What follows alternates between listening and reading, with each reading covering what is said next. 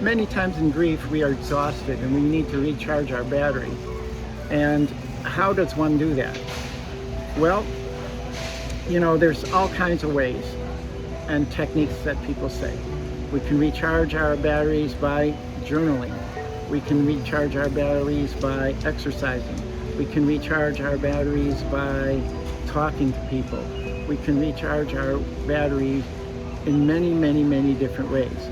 But when it comes right down to it, we have to fill ourselves back. And how do we do that when we don't have the energy to do that, right?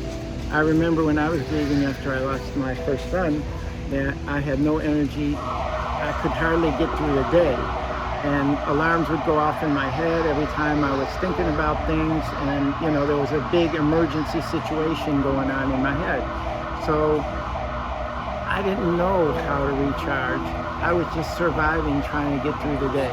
And I imagine that's what many people out there feel. One thing I learned that I'd like to tip you with is that to gain energy, we got to expend energy. We got to give off energy. And that's what I at first didn't understand. Like, I was so wore out, tired, just trying to get through my work day, and I didn't have nothing in the tank, right?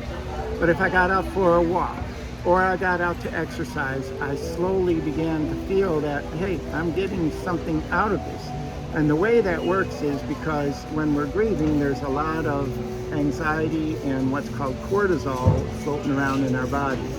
And when we take steps and take action to get that moving around and have our body work it out, it recharges our battery. And I want to thank Interstate Battery here for being my examples here.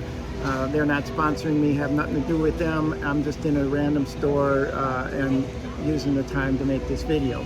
So anyway, we recharge our batteries by going sometimes down the interstate and getting out of town. That's one way. Sometimes we recharge our batteries, but I couldn't go on a vacation. I mean, that was the last thing on my mind, but that's all I wanted to do was lay in bed, right? But when I got to move and got to engage in certain activities, and you're gonna have to figure out for you what that is. You may not wanna go play pickleball, but go play pickleball. You may just wanna take a walk. You may wanna go outside and just meditate. But the more you give out, the more energy you will get back. And again, I know that's ironic and sounds strange, but that's how it works. Another way is to just not always try to avoid your grief. Sometimes we have to sit with it, whether that's with a cup of coffee, at a table, with ourselves or with a friend, or whether that's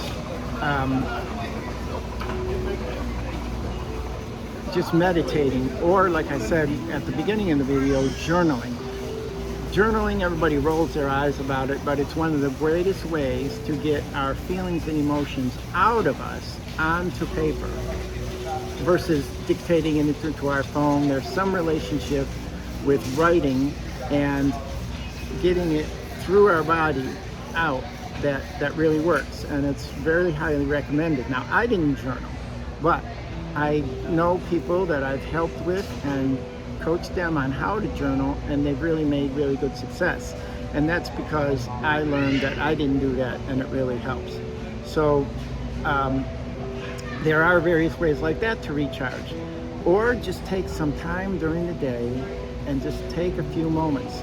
We tend to run from ourselves. We want to avoid the grief, so we don't take time to slow down.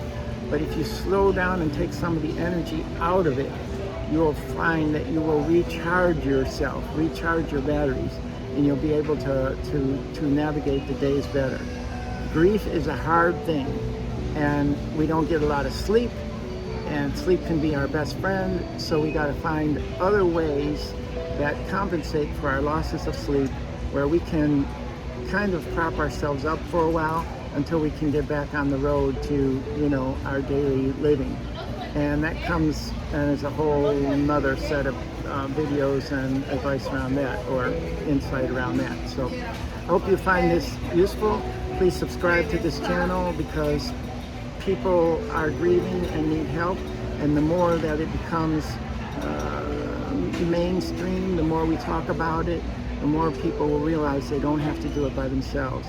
Because whether you've lost a spouse or a child, it's really a hard thing, and we always need to regenerate our batteries. So, in the meantime, I encourage you to first survive, then to strive, and eventually maybe even thrive.